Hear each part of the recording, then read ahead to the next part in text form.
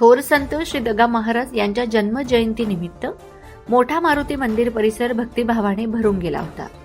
शेकडो भाविकांच्या उपस्थितीत संत श्री दगा महाराजांची महाआरती अत्यंत भक्तिमय वातावरणात संपन्न झाली. आरती दरम्यान मंदिर परिसर रामनामाच्या गजराने दुमदुमला. श्रीराम जय जय राम या गजराने वातावरण भक्तिमय बनले. आरतीनंतर संत दगा महाराज यांचे कार्य व आध्यात्मिक संदेशाचे स्मरण करण्यात आले. मंदिर समितीच्या वतीने प्रसादाचे वितरण करण्यात आले असून भक्तांनी मोठ्या श्रद्धेने तो स्वीकारला.